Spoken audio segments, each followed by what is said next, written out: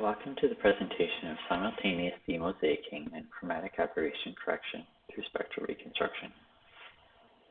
To begin, we'll give an overview of what chromatic aberration is. If we were to take a picture of a pattern of dots on a piece of paper, such as shown here, the center of the image is quite different from other places, such as towards the edges.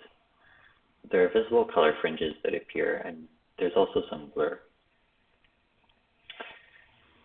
The artifacts in the image are the result of spectral dispersion, which is a phenomenon arising from the camera lens, wherein light is refracted differently according to wavelength. Spectral dispersion causes two conceptually different effects in the image. One is lateral chromatic aberration, where image position changes as a function of wavelength, and the other is longitudinal chromatic aberration, where image blur changes with wavelength. In our work, we approximate the camera as having a series of pinholes instead of a lens. This is equivalent to assuming that there's only lateral chromatic aberration. This assumption allows us to model chromatic aberration as simply an image warp, which is considerably simpler than modeling blur. However, there's still a primary challenge with trying to correct chromatic aberration in color images, and that is that we do not have spectral bands. The camera's color channels respond to a broad range of wavelengths, and the result is that each channel internally has chromatic aberration. Our proposed method is called simultaneous demosaicing and lateral chromatic aberration correction through spectral reconstruction. Demosaicing refers to reconstructing color images from the raw color filter array pattern recorded by the camera, and spectral reconstruction refers to reconstructing spectral signatures from color information.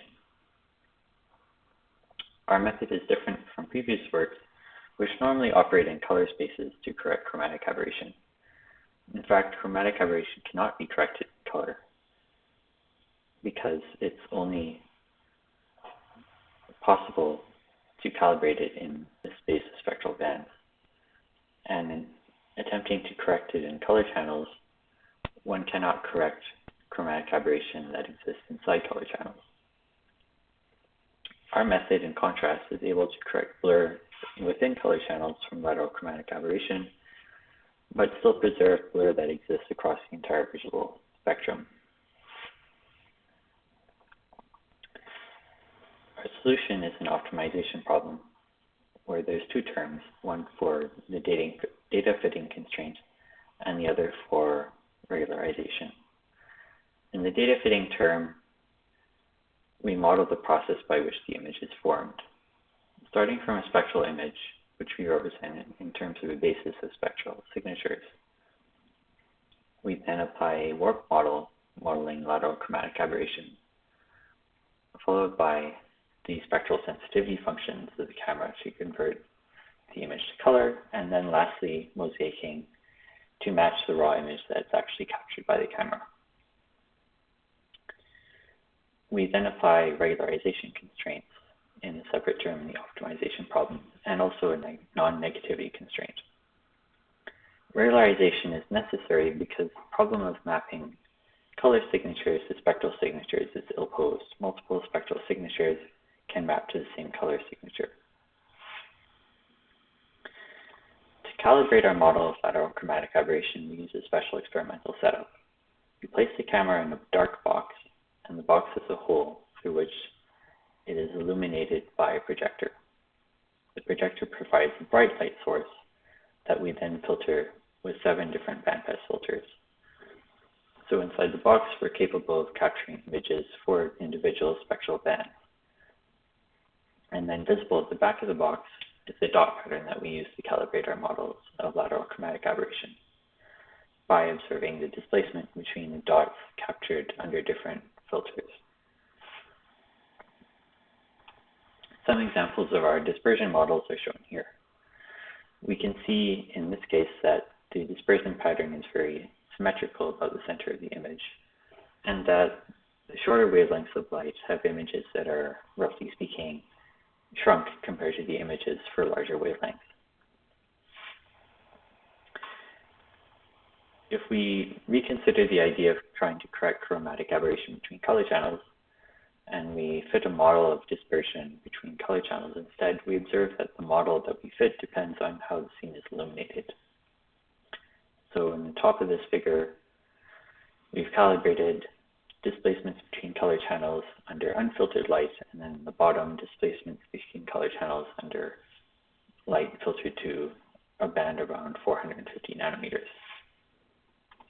The conclusion is that the observed aberration pattern depends on the spectral qualities of the light. Because the color channels are not spectral bands, they are simply responses to the entire spectral signature of the light incident from the scene.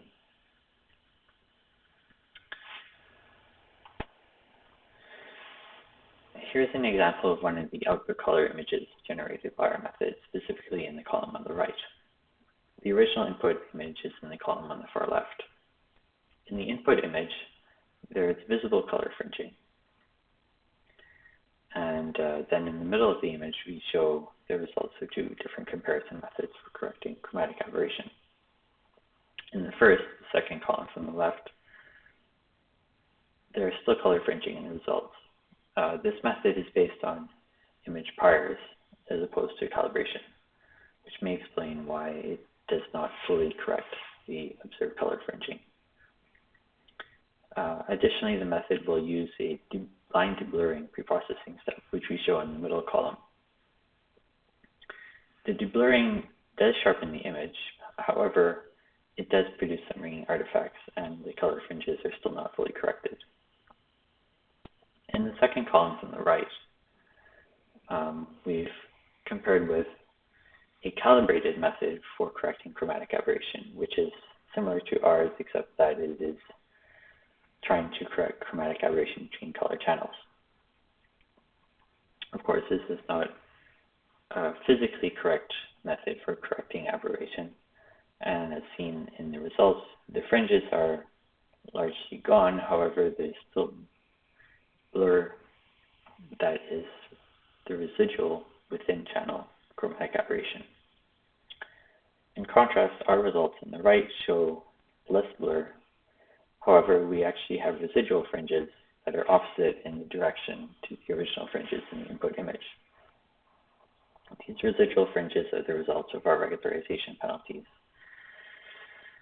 And the main limitation of our results is that the problem we are solving is ill-posed, and in future work we will look at different kinds of constraints to provide a more accurate result. Aside from evaluating our color image results, we can evaluate the accuracy of our spectral images. So our test subject in this case is a color checker chart, which provides some known homogeneous patches that we've measured with the spectrometer. In comparison with the high-quality spectrometry data, the most accurate result is our multispectral image, which is the image that we captured under the bandpass filters. But next in terms of accuracy is our image reconstruction results, which are actually more accurate than those from a consumer-grade spectrometer, which is a smartphone attachment, the Go Spectral spectrometer. So despite not relying on custom optics in contrast to the spectrometer, we're able to obtain more accurate spectral reconstruction. In the future, we'd like to explore different constraints in the spectral image in order to reduce the artifacts from regularization. So for example, we may explore using training data to map color images to spectral signatures. And we'd also like to explore applications in other kinds of imaging equipment where the relationship between spectral information and the input data is better constrained. Finally, we'd like to acknowledge the people who have helped us with our research and our sources of funding. And we thank you for listening to this presentation.